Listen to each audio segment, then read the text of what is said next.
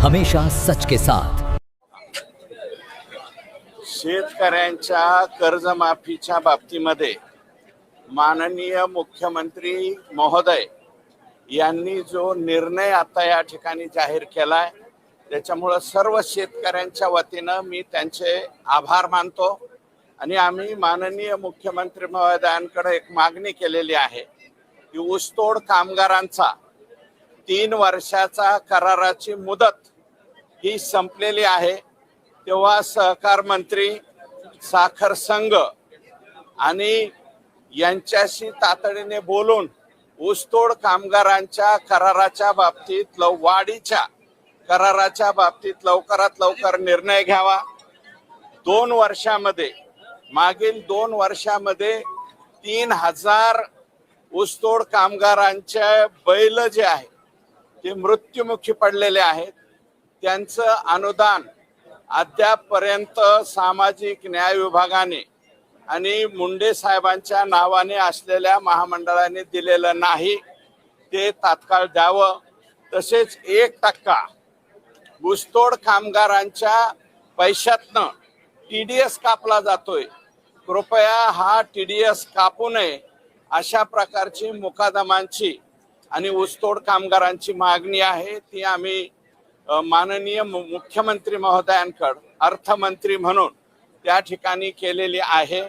आणि चौथी मागणी या ठिकाणी या ऊसतोड कामगारांना जो विमा आहे तो पूर्वी साखर कारखाने भरायचे, परंतु साखर कारखाने कपातीचा पैसा राज्य सरकारकडे जमा करीत असल्यामुळं त्याला विलंब होतोय महामंडळाकडून।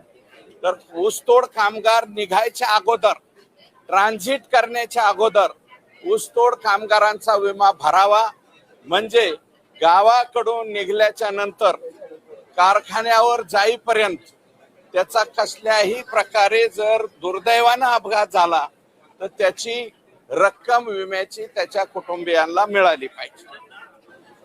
काय आहे की साधारणतः अशा मर्डर केसेसमध्ये 5 पेक्षा 6 पेक्षा 7 पेक्षा ज्या प्रकरणामध्ये आरोपी असतात, कधी कधी एखाद दुसरा आरोपी हा केसचा निकाल शेवटपर्यंत लागेपर्यंत सुद्धा भेटत नाही, कारण अशा प्रकारचे आरोपी हे राज्याच्या बाहेर जाऊ शकतात, वेश बदलून त्या ठिकाणी वेगळं काहीतरी काम चालू करू शकतात, किंवा भारत देश सोडून लगतच्या असलेल्या नेपाळ सारख्या छोट्या देशामध्ये सुद्धा हे लोक जातात।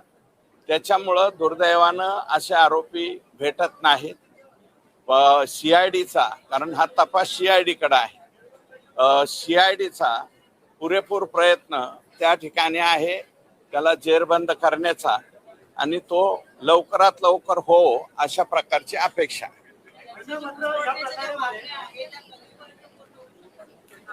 ऊसतोड कामगारांचं ऑक्टोबर महिन्यामध्ये साधारणतः आपला गळीत हंगाम सुरू होतो। गळीत हंगाम सुरू होण्यापूर्वी आम्ही आत्ताच मुख्यमंत्री महोदयांना निवेदन दिलेलं आहे की हा करार मागील 3 वर्षाचा करार संपलेला आहे, महागाई मोठ्या प्रमाणावरती वाढलेली आहे आणि मागच्या वेळेस 34% भाववाढ मिळाली होती। यावेळेस सुद्धा ऊसतोड कामगारांच्या संघटना, साखर संघ आणि साखर आयुक्त आणि सहकार मंत्री यांनी लवाद जे आहेत दोन्हीही ठरलेले, त्या लवादाच्या समोर लवकरात लवकर हा विषय मांडून पुढच्या 2 महिन्याच्या आतमध्ये त्याच्या बाबतीतला निर्णय घ्यावा, म्हणजे सुखरूपपणे ऊसतोड कामगार ऊस तोडायला जाईल।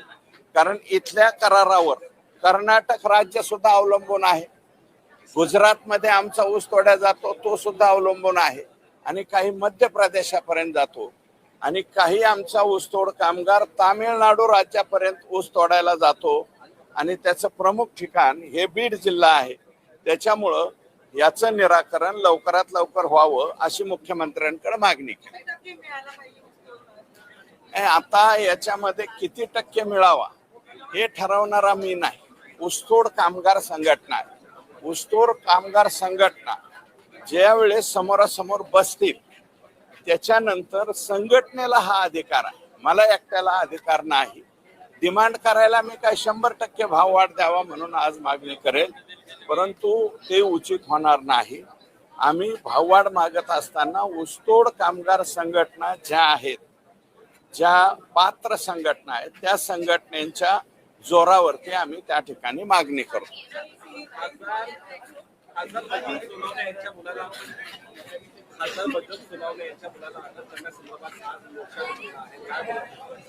लोकशाहीमध्ये मोर्चा काढण्याचा किंवा कोणती मागणी करण्याचा त्या ठिकाणी सर्वांना अधिकार आहे, मी त्याच्याबद्दल काही म्हणणार नाही. परंतु माझी भूमिका मी अगोदरच सांगितलेली, त्याला डबल सांगण्याची गरज नाही. पोलिसला जर वाटलं त्याच्यामध्ये यत्किंचित सुद्धा बजरंग सोनवणे यांच्या मुलाचा हात आहे तर पोलीस त्यांना अटक करतील, आणि जर त्यांना वाटलं नाही तर ते विनाकारण कशासाठी अटक करतील.